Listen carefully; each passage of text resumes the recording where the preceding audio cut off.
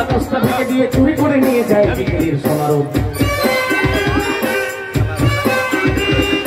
ছোট ছোট শিশুদের শৈশব চুরি করে কণ্ঠকিনের কল্পনায় এরপরে চুরি গেলে বাবুদের বিশেষ অথবা গৃহিণীদের সোনার নেকলেস। এরপর চুরি গেলে বাবুদের বিশেষ অথবা গৃহিণীদের সোনার নেকলেস। সকলে সমস্তরে এক রাত বিনা পরে চিৎকার করে বলে চোর চোর চোর চোর চোর। ভিড় করে ইমারত আকাশটা থেকে দিয়ে চুরি করে নিয়ে যায় বিকেলের সোনারূপ। ছোট ছোট শিশুদের শৈশব চুরি করে কণ্ঠকিনের কল্পনায়। এরপর চুরি গেলে বাবুদের বিশেষ অথবা গৃহিণীদের সোনার নেকলেস। এরপর চুরি গেলে বাবুদের বিশেষ অথবা গৃহিণীদের সোনার নেকলেস। সকলে সমস্যরে এক রাত বিনা বলে চিৎকার করে বলে চোর চোর চোর চোর। চুরি হয়ে গেছে, চুরি হয়ে গেছে, চুরি হয়ে গেছে। সত্যাভক্তি মারিবে তার ভালোবাসা, আন্তরিকতা মুদর করে মন্ত্রী ব্যারিজ লাচের মতো রাস্তায় মুক্ত করে পড়ে আছে ছাত্র শাসনের ক্ষমতা। আটার বস্তা কাঁধে নিয়ে হযরত মুহাম্মদ মানুষের দুয়ারে দুয়ারে ঘুরে বেড়েছিলেন। ঈশ্বরচন্দ্র বিদ্যাসাগর মায়ের ডাকে ভরা দামোদর সাথে পার হয়েছিলেন। মৃৎসিংহ গ্রামে গরিবদের বিতরণ করেছিলেন কবর। কিন্তু কবিগুরু রবীন্দ্রনাথের নোবেল পুরস্কারটা কে বা কারা চুরি করেছিল আজও তার অতীত পাওয়া গেল না। শান্তিনিকেতনে রবীন্দ্রনাথ তার অসুস্থ স্ত্রীকে কোনোদিনই চিঠি লিখবে না। আসরে বা বাসর ঘরে আসর ফুলের বদলে জায়গা পায় প্লাস্টিক ফুলের বাহার। এক মুখোৎসবে বানানো হয় সবুজ যে চকলেট যে ভ্যালেন্টাইন, কিন্তু বৃদ্ধ বাবা মার জায়গা হয় বৃদ্ধাশ্রমে। ভারী আধুনিক সভ্যতা, বাবা কি বিচিত্র রূপ তোমার। এই যে মুকুজ্জ পরিবারের ব্যাগ ডেকে শ্বশুর মশাই, আপনি কি জানেন এই আধুনিক যুগে আপনার পরিবারের সবকিছু অচল? কি বলছো তুমি? কি আছে সংসারে? মানখাতারা বলে সাক্ষাৎ একটা পরিবর্তন বাড়ি, চোখ সত্যি খুশি খুশি করছে, নামে তার টুকু খেতে রাতে ঘটি দেবে না। না চাকরা দামি টেবিল, না চকলেট, না কারো হাতে একটা অ্যান্ড্রয়েড ফোন। আর থাকবে কি করে আপনার ছেলে, অর্থাৎ আমার স্বামী আদর্শ একটা অপদার্থ, কোনো যোগ্যতাইও নেই। তুমি কিন্তু পছন্দ করেই আমার দাদা আদর্শকে বিয়ে করেছিল। শ্রদ্ধা সামান্য বছরই সে কথা তুমি ভুলে গেলে? তখন তুমি জানতাম যে মুকুজ্জ পরিবারটা একটা ভিখারির পরিবার। ভগবান যদি কাউকে মারে মানুষের ক্ষমতা নেই, সে মাথা উঁচু করে মাছে। মারাত্মক একটা অ্যাক্সিডেন্টে আমার পাটা চলে গেল। আর মায়ের ক্যান্সারের খরচ জোগাতে বাবাও সর্বশান্ত হল। কিন্তু তোদের মাকে ফিরে আনতে পারলাম না। বৌমা তুমি তো জানো ইনকাম বলতে আমার পেনশনের কয়েকটা টাকা, তাতেই সংসারটা টেনে টুনে চলছে। ঈশ্বর মুখ তুলে চাইলে দেখবে সব ঠিক হয়ে যাবে। হ্যাঁ বৌদি, আবার এই সংসারে শান্তি ফিরে আসবে। বৌমা এই দুঃসময়টা তুমি একটু মানিয়ে নাও মা। তুমিও তো আর 5টা মেয়ের মতো সংসার করার স্বপ্ন দেখেছিলে বৌমা, তাই তো কলা কলা ভর্তি থেকে আদর্শের হাত ধরে আমার বাড়িতে এসেছিলে। সেদিন আমি তোমার পুত্রবধূ হিসেবে মেনে নিয়েছি বৌমা। মেনে নিয়েছিলেন? কিন্তু আমি আর পারছিলাম। সেদিন পেরেছিলাম আদর্শকে ভালোবেসে মায়ের মতে মাকে, একমাত্র বোন প্রতিভাকে ছেড়েই কলাতলা বসতে ছেড়ে চিরদিনের মতো বাড়িতে চলে এসেছিলাম। কিন্তু তোমার মা বোন তো আমাদের সঙ্গে কোনো সম্পর্ক রাখেনি। আমি চেষ্টা করিনি তারা কেমন আছে জানার, কিন্তু আমি আর পারছি না, এত দুর্দশাকে মানিয়ে নিতে পারছি না। কিন্তু চেতনা, তুমি তো বলতে এই সংসারের ভালো মন্দ তুমি সব মানিয়ে নিয়ে চলবে। বৌমা এতদিন তো সংসারে শ্রদ্ধা ভক্তির কোনো অভাব ছিল না। এই শ্রদ্ধাকে তুমি নিজের বোন ভেবে কাছে টেনে নিয়েছিলে। নির্জল উপোস থেকে এই সংসারের মঙ্গল কামনায় মা বিশালক্ষী বাবা গোপাল গোবর্ধনের কাছে পূজা দিয়েছে। সব শুকনো কথা চিড়ে দিচ্ছে না, বুঝেছো? তোমার বাবা কতটা খুশি পান যে তোমাকে আমাকে শ্রদ্ধাকে বসে বসে গেলাবে। তুমি তো একটা অকেজো বাতি নিজের মেরে চলছো। কিন্তু আমার তো ভবিষ্যৎ আছে। ভবিষ্যৎ ভবিষ্যৎ আর সেটার ভাবনা আবার কি ভাবতে হবে। আমি তো শ্বশুর মশাই, আপনার যথেষ্ট বয়স হচ্ছে। এই সংসার থেকে বাঁচানোর জন্য আমি একটা রাস্তা দেখেছি। হ্যাঁ, রাস্তা।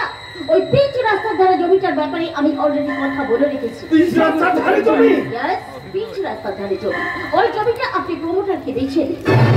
না বৌমা, না, আপনি মোটা টাকা চলে আসবে, আপনি বাড়িটা মডেল হবে।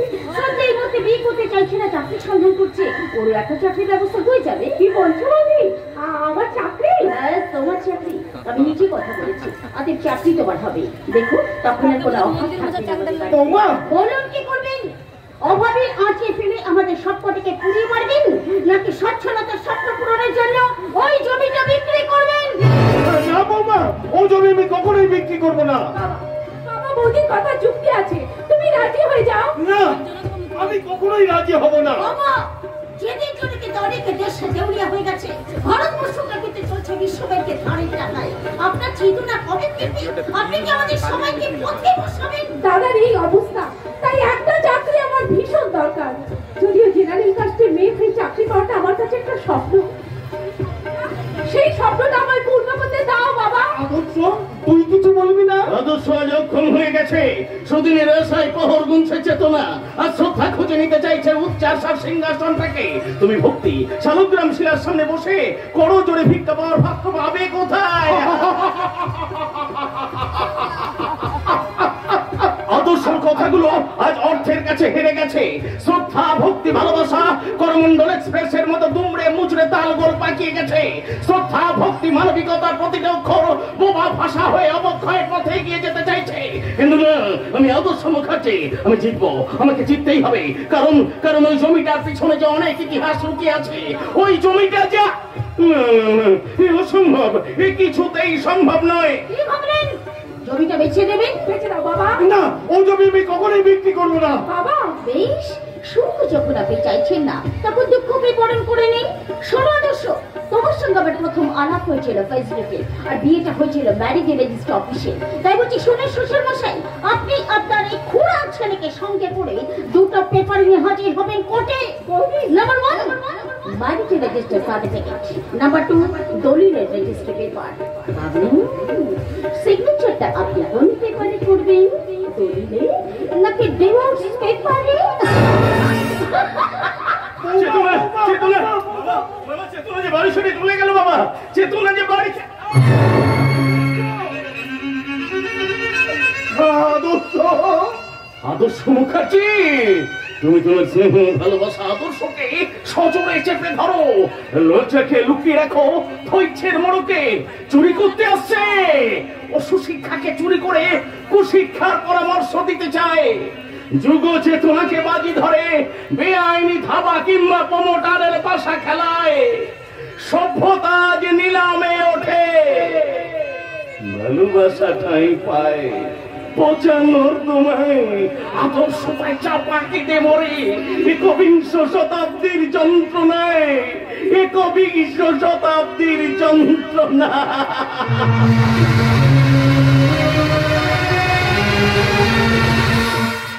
যন্ত্রণা যন্ত্রণা যন্ত্রণা, এই সামনের বাড়ির যত যন্ত্রণা ওই মঞ্জিল দাদা বাবুকে নিয়ে। এই নিরাট মানুষ উপকার করে বেড়াচ্ছে, শান্ত গলা থেকে নামতেই চায় না। যত যন্ত্রণা ওই একমাত্র ছিল মঞ্জিল দাদা বাবুকে নিয়ে। কেন হবে না বলো তো দুর্বল? মঞ্জুরের মুখে শুনেছি খুব ছোটবেলায় ওর বাবা মা গাড়ি চাপা পড়ে মারা যায়। চুপ করো, চুপ করো। সেই অভিশপ্ত রাতের কথা মনে পড়লে আমার বুকটা ধর ভর করেছে। তোকে চোর কথা বলতে চায় না গোপাল দাদা বাবু। দুর্বল, তাই তো সেই ভয়ঙ্কর রাতের পর থেকে গিন্নিমার কাছে মন্দিরা বাবু চোখের মনি। কোন মা নিজের সন্তানকে বোধহয় এত ভালোবাসে না, কিন্তু মন্দিরা বাবু গিন্নিমার কোনো কথাই শুনো না।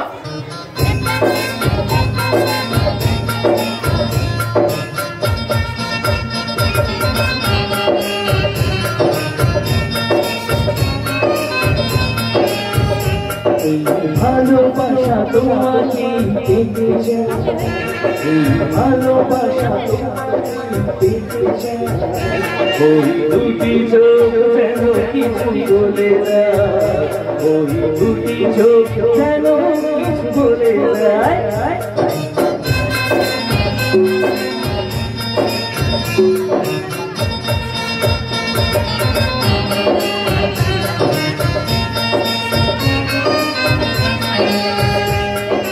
কবে তুমি নাম ধরে ডাকবে, কবে তুমি হাতে হাত রাখবে, কবে তুমি নাম ধরে ডাকবে, কবে তুমি হাতে হাত রাখবে। সেই আশাতে দিন কাটাতে মন শুধু চায়, সেই আশাতে দিন কাটাতে মন শুধু চায়। এই ভালোবাসা তোমাকে পেতে চাই, এই ভালোবাসা তোমাকে পেতে চাই। ওই দুটি চোখ যেন কিছু বলে না, ওই দুটি চোখ যেন কিছু বলে না। শুনলে? হ্যাঁ শুনলাম, মামা করলো বিখ্যাত গায়ক মঞ্জিল সেন্দারের গান। চলবে না, এ বাড়িতে এসব চলবে না। আজ থেকে এই সান্ডাল বাড়িতে গান বাজনা আনন্দ উৎসব সব বন্ধ। মাসিমা দেখছি একেবারে তেলে বেগুনে চলে যাচ্ছে। ও রেগে গেলে গুরুর নাম সব হয় না। ব্যাস বাড়ি ঢুকতে না ঢুকতে পরে শুরু হয়ে গেল। মঞ্জিলের মুখে মাসিমার প্রশংসার কথা অনেক শুনেছে, কিন্তু একটু দেখছি মা, ওমা তোমার মুখটা এরকম আসামের মেঘের মতন কেন লাগছে মা? মা মা তোমার শরীর ঠিক আছে তো? ও মা দেখো না মা, আমি সকাল থেকে কিছু খাইনি মা, একটা গরম কফি খাওয়াবে মা? আর আমি আসার সময় আমার প্রিয় রাজা মাখন বাইট বিস্কিট নিয়ে এসেছি মা, রাজা মাখন বাইট বিস্কিটের সাথে একটা গরম গরম কফি। মাসিমা আমিও রাজা বিগ বিস্কিট নিয়ে এসেছি, আমাকে একটা কফির সাথে এই রাজা বিগ বিস্কিট দেবে। আর রাজা বিগ বিস্কিট হলো এখন গ্রামে গ্রামে শহরে শহরে চন্দ্র প্রেকার কুকে। এনাও গিটারটার বিস্কিটটা ধরো। চলো দাদা বাবু খাবে, তাই চলো। না, তার আগে বলো সকাল থেকে তুমি কোথায় গিয়েছিলে, কি রাজকার্য করছিলে? মানে হয়েছে কি মা? আমি তোকে কিছু জিজ্ঞাসা করিনি। মাসিমা আমি বলি কি, তোমায় কিছু বলতে হবে না। আপনি আমার কথা একটু মন দিয়ে শোনো। আমি শুনতে চাই সকাল থেকে তুমি কোথায় গিয়েছিলে? আমি তোমার এই গান গান? বিশেষ করো আজ আমি কোনো গানের গৃহস্থানে যাইনি। ফোনটা রিসিভ করনি কেন? আমারও ফোনটা পর্যন্ত রিসিভ করেনি। কি হলো বলো, কোথায় ছিলে তুমি? হ্যাঁ মঞ্জিল বল, তুই কোথায় গিয়েছিলিস? বলো বলো দাদু বলো, কোথায় গিয়েছিলে বলো। হসপিটালে। হসপিটালে? আর শ্মশানে। শ্মশানে? শ্মশানে লাশের লাইন, কবরস্থানে অসংখ্য লাশ, হসপিটালে একটা বেডও খালি নেই, চারদিকে শুধু মৃত্যুর মিছিল। মঞ্জিল তলা বস্তিটা পুরো ছাই হয়ে গেছে। দুর্বলদা কি বলছিস কি মঞ্জিল? হ্যাঁ প্রকাশ, বস্তির একটা ঘর সেই আগুনের হাত থেকে রেহাই পায়নি রে মা। কি ভয়ঙ্কর, কি ভয়ঙ্কর সেই দৃশ্য মা। চারদিকে শুধু কালো কালো ধোঁয়ার পোড়া পোড়া গন্ধ মা, কালো কালো ধোঁয়ার পোড়া পোড়া গন্ধ। তাই বুঝি সকাল থেকে খাওয়া দাওয়া ভুলে তাদের উদ্ধার করছিলে? হ্যাঁ গো দুর্বলদা, মানুষের বিপদে ঝাঁপিয়ে পড়া তো মানুষেরই কাজ, মানুষ তো মানুষেরই জন্য, তাই না মা? মঞ্জিল এবার সংসারটাকে চেনো, সংসারের কথা তুললেই তুমি এড়িয়ে যাও। মঞ্জিল খুব পরোপকারী ছিল মাসিমা, তাই তো মানুষের বিপদে ঠিক থাকতে না পেরে সবার আগে ঝাঁপিয়ে পড়ে। তুমি কে? তোমাকে তো ঠিক চিনতে পারলাম না। মাও আমার বন্ধু প্রকাশ। কতদিনের আলাপ? সেই কলেজ থেকে।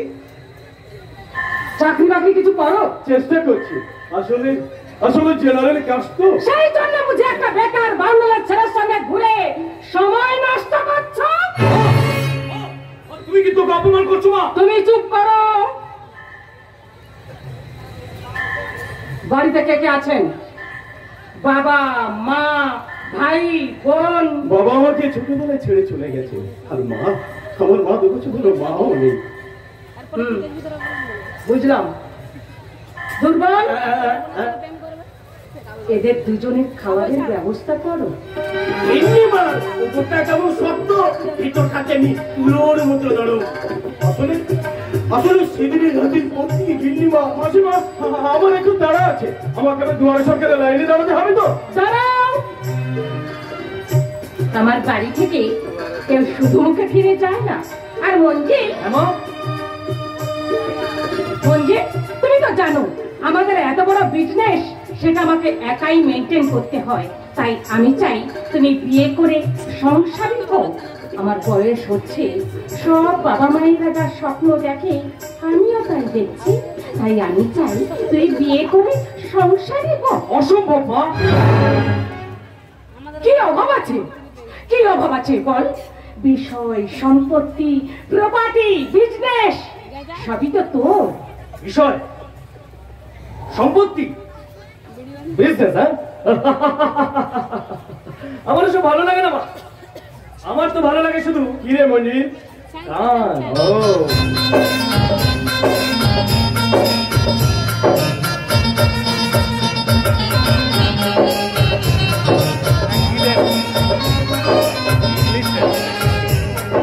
কেন তুমি আছো দূরে, তাও ধরা সে বন্ধুরে।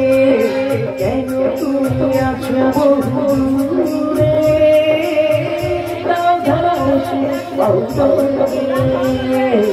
এই কবিতা সেই বার্তা লিখে দিয়ে যায়, কবিতা সেই বার্তা লিখে দিয়ে যায়।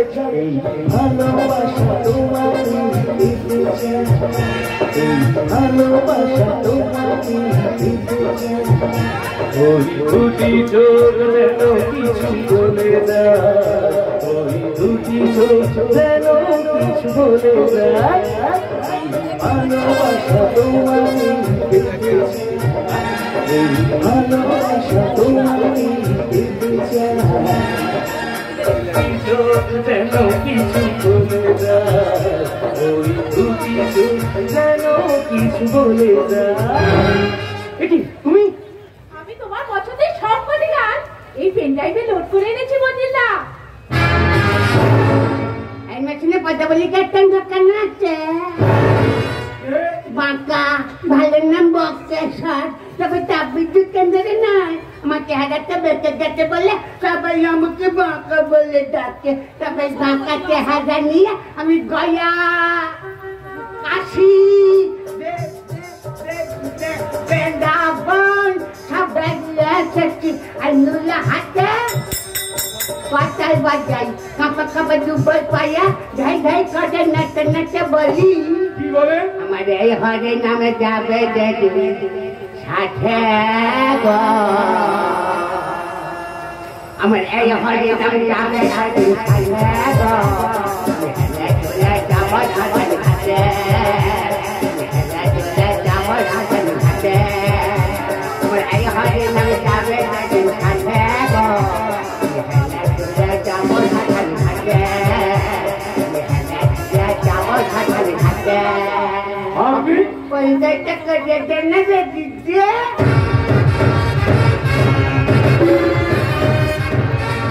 আমার দিদি লজ্জা পেয়েছে, লজ্জা পাবে না কেন? দিদি কাটবারে বাড়ি বউ, আর আমি দিদি ভিক্ষারি মাই। তাদের বেড়াতে হ্যান্ডিক্যাপ, আট পাঁচটা মানুষের মতো সোজা হয়ে হাঁটা চলা করি, কিছু পারি না। তোমরা জানো হরিচার নাম খান ফনি কত ঝড় বয়ে গেল, মরিনি। দেশের বুকে কত ভাইরা ছিল, মরিনি। রাস্তায় দুর্ঘটনা, পরমণ্ডলের দুর্ঘটনায় কত লোক মরে গেল, তবু আমি মরিনি। কেন মরিনি? কেন মরিনি আমি? কেন মরিনি? কেন?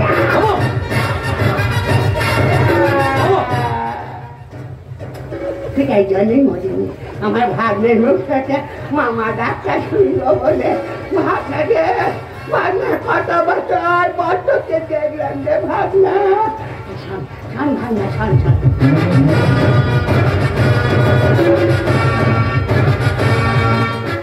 জানি ভাগনা, আমি যখন তীর্থে বেরিয়েছিলাম তুই তখন এইটুকু বহু বছর আগের কথা, আমার কথাটা মনে থাকার কথা না। তবে জানি ভাগনা, তোর মুখ থেকে মামা ডাক্তার শুনে না আমার প্রাণটা জুড়িয়ে গেল রে, জুড়িয়ে গেল। আমি তীর্থে বেরিয়েছিলাম দিদিকে ছেড়ে। আমার দিদি, আমার দিদি না, আমার দিদি আমার সাথে একটা কথাও বলতেন না। কেন জানেন না? পরীক্ষা বেরিয়েছিলাম বলে অভিমান নাকি সকলের সামনে আমার পরিচয়টা দিতে লজ্জা। আমি কিন্তু লাল লজ্জা মাথা খেয়ে শুধুমাত্র তোর মুখ থেকে মামার ডাক্তার শুনবো বলে আজ থেকে পাকাপাকি ভাবে আর সানার বাড়িতে থেকে গেলাম।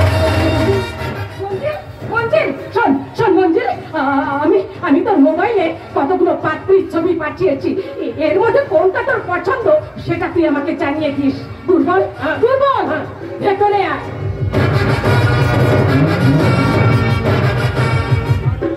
দেখি দেখি দেখি মঞ্জিল তোর ফোনটা দেখি। আমি জানি মঞ্জুর দাদা বাবু নিজে যেমন সরল সাদা সিধে গান পাপড় মানুষ, তেমনি দাদা বাবু পছন্দ করে নাচ গান জানা সুন্দরী নম্র ভদ্র এক লাজুক মেয়েকে।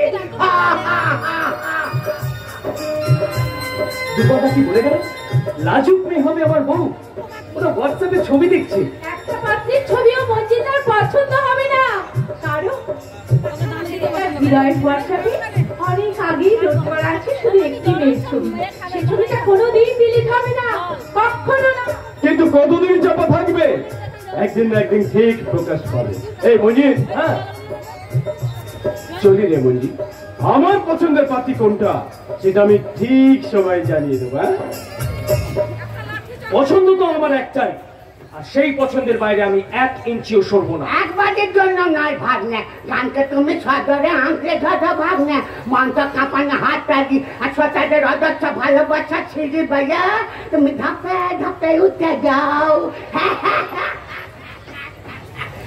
রামভক্ত হনুমান যেমন গোটা গন্ধমাদন পর্বত থেকে তুলে এনেছিল, সে তো বাঁধার সময় কাঠ বাজালি যেমন ধুলো ছেড়েছিল, সেরকম তোমার এই নুলো ল্যাংলা বাঁকা মামা তোমাকে সাহায্য করবে।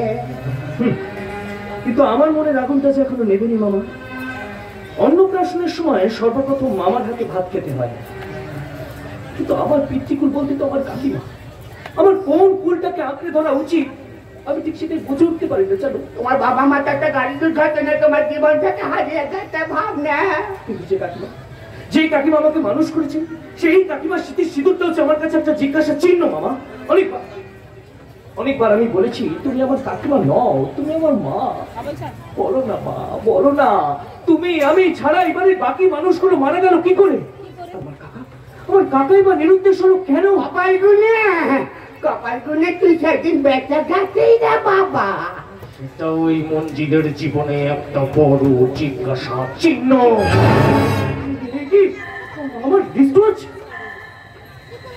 না না না না না, পকেটে নেই। তাহলে কি দুর্বলদা, দুর্বলদা আমার রিস্টওয়াচ, দুর্বলদা।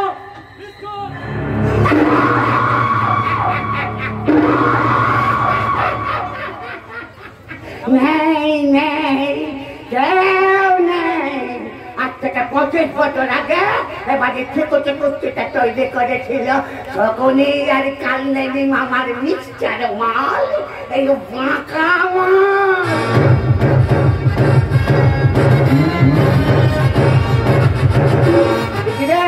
ভগবান তোর কপালে কি সুখী না লিখে দেয় দিদি। এত বছর হয়ে গেল তোর স্বামী নিরুদ্দেশ, তোকে আজও তোর সেটিতে জল জল করতে থাকতে পারছি। বাচ্চার জন্ম না দিও কি সুন্দর বাচ্চা মানুষ করে ফেলি। তবে যে বাচ্চাটাকে তুই সন্তান স্নেহে লালন পালন করেছিস ওটা একটা শুয়োরের বাচ্চা। এত বছর পর বাড়িতে এলাম, অথচ আমাকে কেউ পাত্তাই দিচ্ছে না। দিদি তুই তোর ভাসুর পর মোটা টাকা সম্পত্তি পেয়ে তো ভাইটাকে ভুলে গেলি, অথচ তোকে বাড়িতে বউ করে আনতে আমাকে মোটা টাকা খরচ করতে হয়েছে। আমাকে কষ্ট দিন না রে দিদি, আমি তো হ্যান্ডিক্যাপ ভাই, মাঝে মাঝে ল্যাংটাতে গাই।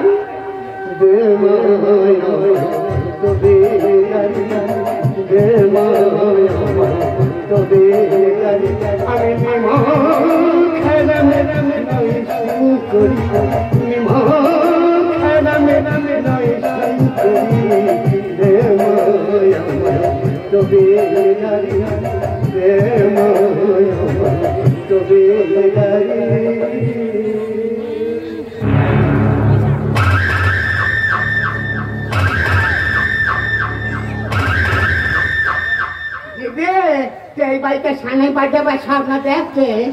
দেখ দেখ ভালো করে স্বপ্ন দেখ, তবে তবলাটা কিন্তু আমি বাজাবো। দাদা দেখা দাদা দেখা দাদা দেখা সকলে আর কাল্লানি মামার ককটেল মাল, এই বাঁকা মাল।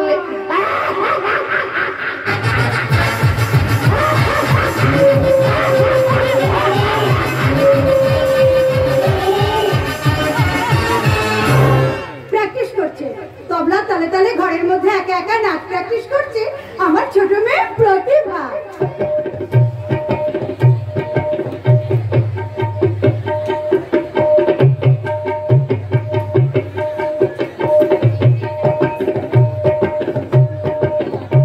নাচ গান পড়াশোনা সব ব্যাপারে ছোট থেকে প্রতিভা, তার জন্য নাম রেখেছি প্রতিভা। যেমন সুন্দর নাচে তেমন সুন্দর গান গায়, রবীন্দ্রসঙ্গীত ওর আমার খুব প্রিয়, তাই তো সময় পেলে ঘরের মধ্যে একা একা গায়।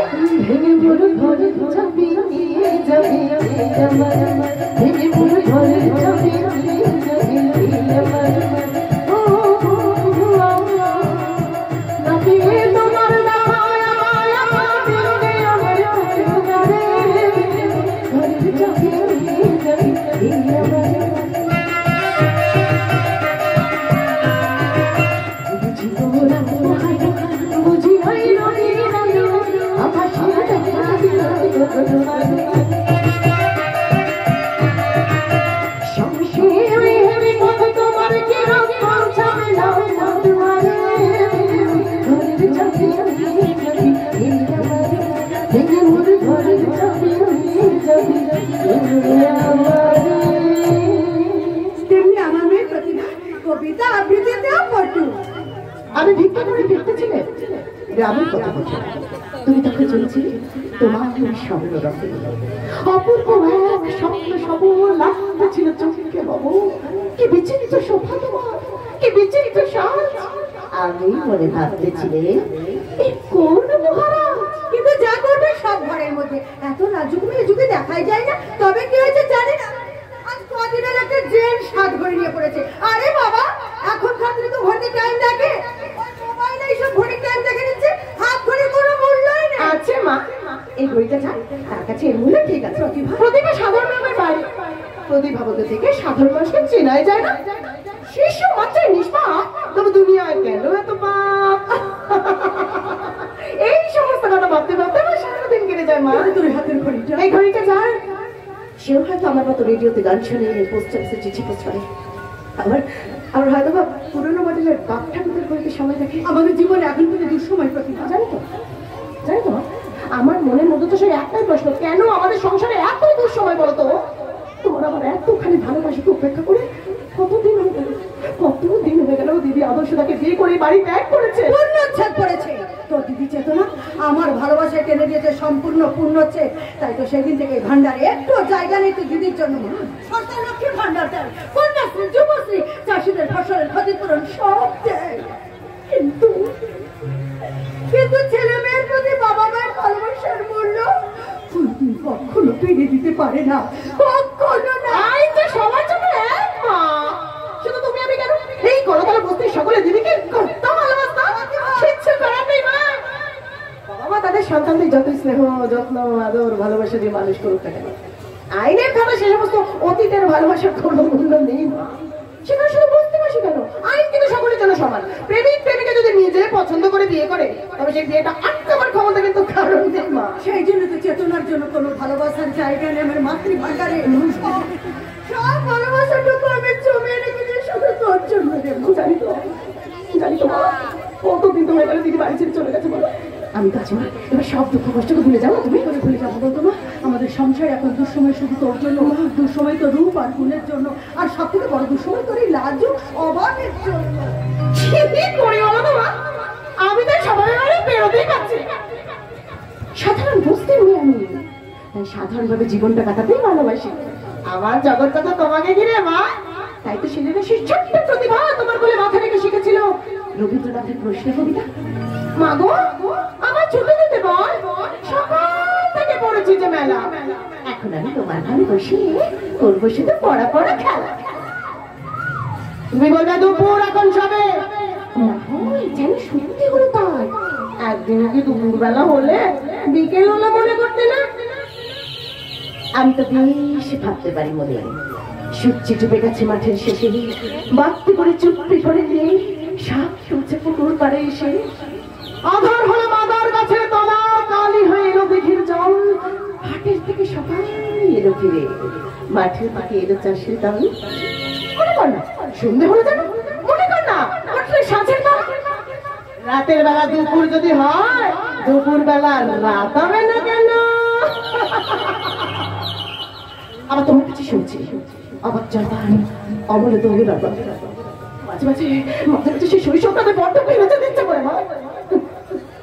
জানি জানি আর কোনোদিনও ফিরে যাওয়া যাবে না। স্কুল যাওয়ার আগে পাড়ার পাঁচটা বন্ধুদের সঙ্গে স্নানের ঘাটে নেমে জল ছিটিয়ে সাঁতার কাটা, স্কুল থেকে ফেরার পর বন্ধুদের সঙ্গে লুকোচুরি হাডুডু খেলা, আর কোনোদিনও বাবার সঙ্গে কোথায় গলা নিজের বাইরে পাঠানো না। বাংলার মাটি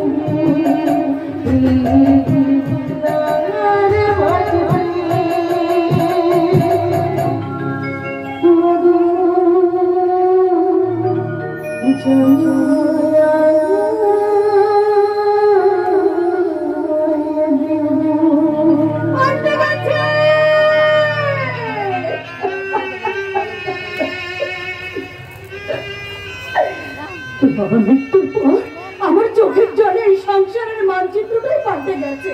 তোর বাবা মারা যাবার পর লোকের এসে বাসন মেজে কাপড় কেচে রাত থেকে সেরার কাজ করে আমি তোকে মানুষ করেছি। বাবা কিন্তু আমি জানি না একটা দুশ্চিন্তা দুর্ভাবনা করছে না সবসময়। এখন আমার তোর হাতের ঘড়িটা তোর অনেক রাতের ঘুম খেয়ে নিয়েছে, তাই এই করে পা ঘড়িটা যা তাকে তুই ফিরিয়ে দে। কি করে দেবো বলো তোমা?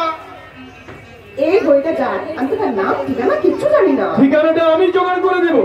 আগে বলো তো ওই ঘড়িটা তুমি কোথায় কুড়িয়ে দিয়েছিলে? অগ্নিকাণ্ডের সময় যখন ছাড়া পড়ছে তাও তাও করে চলছে, চারদিকে কালো কালো ধোঁয়ার মাঝে বাঁচাও বাঁচাও চিন্তা। সেখানে মধ্যে আমাদের মা মেয়েকে সে বার করে আনা, আমার মায়ের শাড়ি আর আমার চুড়িদারের কিছু অংশ পড়ে যায় নিমিষের মধ্যে সে হতো। হঠাৎ করে আমার চোখে পড়ে যায় আমার চুড়িদারের ওনার মধ্যে আটকে থাকে এই দামি হাত ঘড়িটা। একই রকম ঘড়ি পড়তো তোর বাবার বন্ধু রজতাভ বাবু। তোর বাবা বললে তার সাথে আমাদের দেখা হয়নি, আমি তার খোঁজ করবো না। যে মানুষটা নিজের জীবনের ঝুঁকি নিয়ে আমাদের এত বড় বিপদের হাত থেকে বাঁচালো, আমরা তো তার কাছে কৃতজ্ঞ। তাই তাই তাকে যদি খুঁজে পাই আর একটা ধন্যবাদ অন্তরে জানাতে পারবো। অবশ্যই, এটা তো তোমার কর্তব্য। তুই তো ছোট থেকে প্রতিভাকে জানিস, ও লাজুক প্রকৃতির মেয়ে, ওকে টিউশনি পড়ানো এখনো পর্যন্ত আমাদের খোঁজ খবর একটু রাখিস। তাই দেখ না সেই উপকারী বন্ধুটাকে এই ঘড়িটা যা দেখি দেখি ঘড়িটা। এই তো আরে দাঁড়া দাঁড়া দেখছি ফোন করে।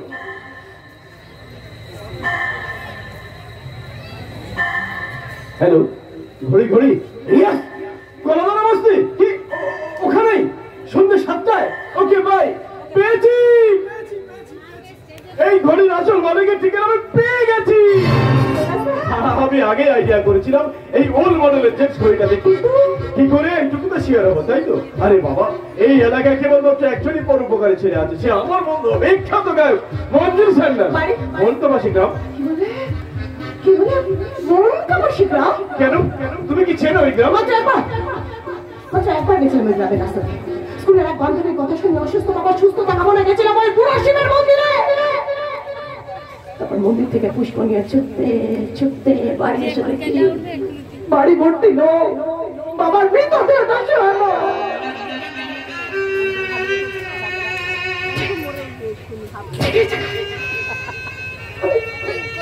আমি স্কুলের ব্যাগটা ছুঁড়ে ফেলে ঝাঁপিয়ে বললাম বাবার মৃতদেহের ওপর।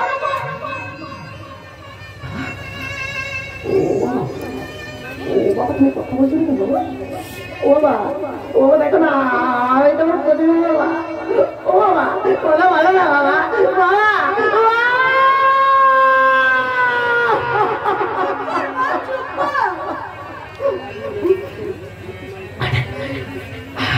মনে পড়ে গেল সেই গ্রামের কথা, যে গ্রামে আছে আমার সেই পরোপকারী বন্ধু। আমি যাবো, আমার সেই গ্রামে যাবো, আমার সেই উপকারী বন্ধু। এই হাত ধরে ফেরত দিবে। আমি চলি না।